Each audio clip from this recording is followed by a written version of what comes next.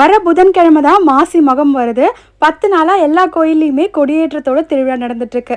மாசி மகத்துடைய சிறப்பு என்ன அப்படின்னா, அன்னைக்கு எல்லா கடவுளுக்குமே ரொம்ப விசேஷமான நாள். மாசி மாதம் பௌர்ணமியோட மக நட்சத்திரம் சேர்ந்து வரக்கூடிய நாள் தான் நாம் மாசி மகம் அப்படின்னு கொண்டாடுவோம்.